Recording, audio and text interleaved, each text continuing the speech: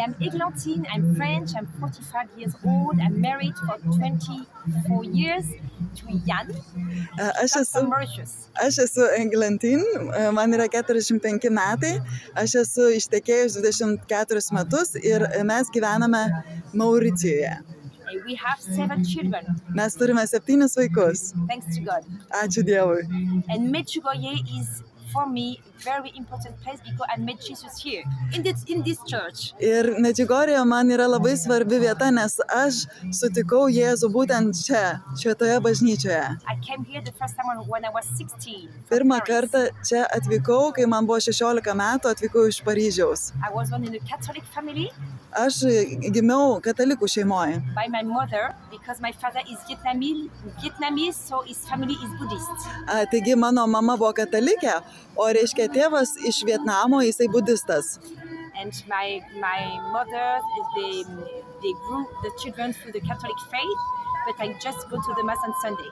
Ir mano motina bandė mus auginti katalikiškai, bet aš tiesiog eidavau į šventąsias mišias sekmadieniais. And when I was a teenager, I wanted to know what is love.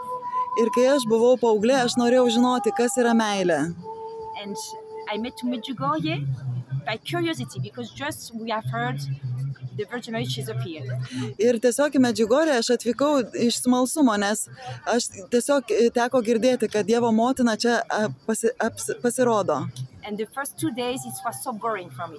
Ir pirmasis 2 dienas buvo taip nuobodu čia. Because prayer, rosary, prayer, mass. Nes iš tikrųjų buvo malda, rožinis, malda, šventosios mišios. And didn't pray before. O aš anksčiau tiek nesimelsdavau. Taigi man tai atrodė nuobodu. But I asked some question. Bet aš tada paklausiau tokį klausimą. Into the church.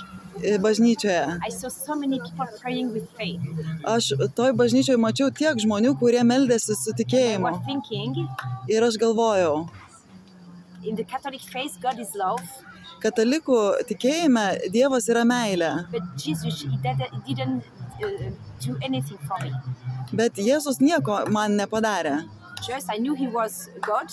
Aš tiesiog žinau, kad jis yra Dievas, bet aš jo nepažinojau. So I asked God. Taigi aš tada paprašiau Dievo. If you are a God of love, jeigu tu esi meilės Dievas, maybe it can be other religions. Pasirodyk man, aš noriu žinoti tiesą, galbūt tai kitos religijos. Nes aš noriu iš tikrųjų žinoti tiesą. Ir Jėzus man atsakė. Aš tiesiog verkiau, nes aš tikrai norėjau žinoti tiesą. Ir moteris čia bažnyčioje. Ir jinai gavo tokią, kaip ir maldoje tokią žinią. Jinai tiesiog atėjo pasakė man. Dievo motina. Dievo motina man liepia pasakyti, kad jinai yra tavo motina ir jinai tave taip myli. Ir man tai buvo nuostabu. Tai man atvėrė mano širdį Dievui. Bet dieną po to, reiškia, aš gavau šventosios dvasios tokią dovaną.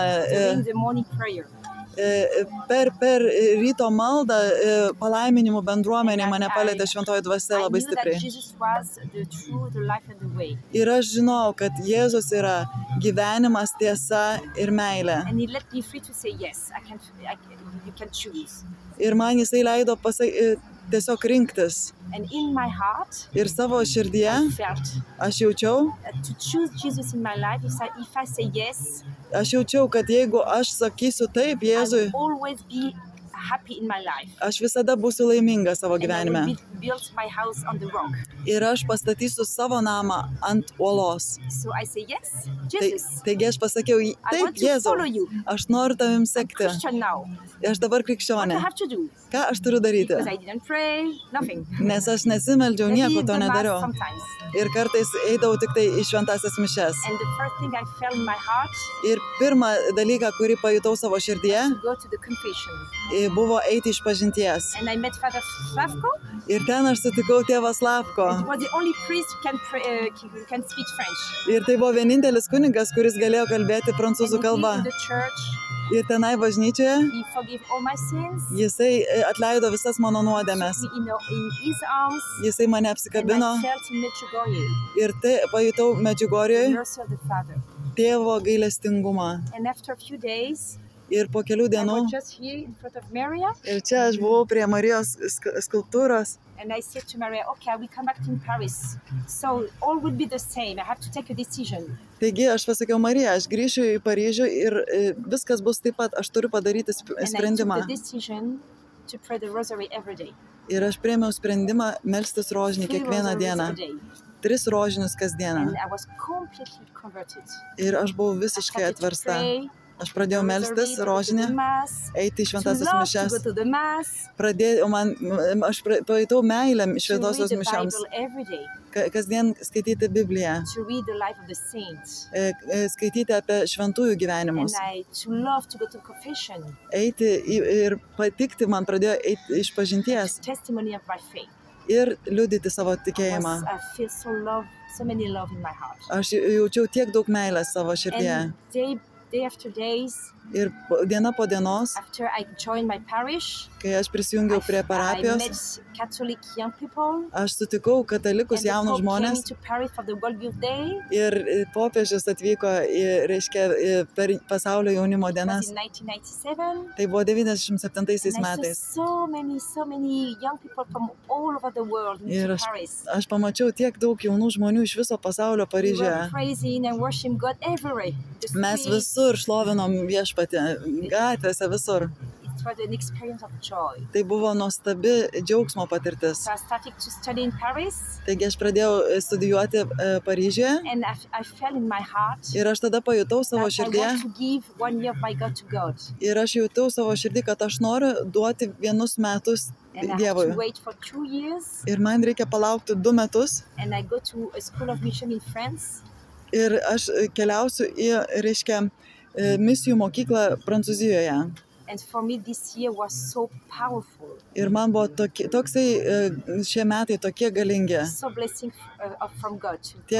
Tiek daug gavau palaiminimų savo gyvenimui iš viešpatės.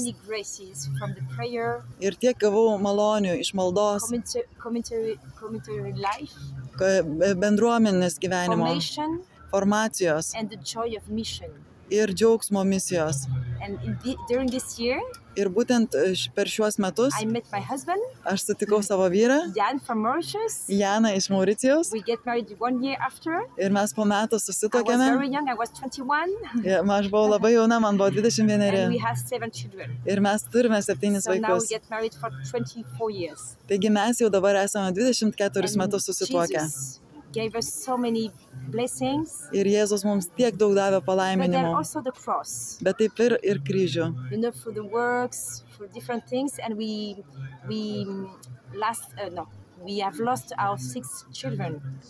Taigi, reiškia, mes turėjome kryžių dėl visokių darbų ir taip pat mes praradome 6 vaikelį.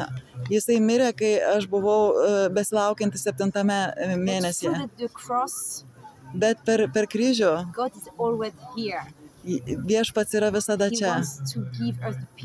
Jisai nori mums teikti ramybę ir nori, kad mes būtume stiprus tikėjime. Taigi, jeigu jūsų gyvenime, jeigu jūs, reiškia, turite Jėzų, švenčiausią mergelę, ir jūs pabučiuojate savo kryžių, jūs esate gerame kelyje. Jūs visada būsite laimingi. Nes Biblijoje Jėzus pasakė, aš jums duosiu džiaugsmą ir niekas negalės jo atimti. Ačiū Jėzui. Thank you, Eglantine.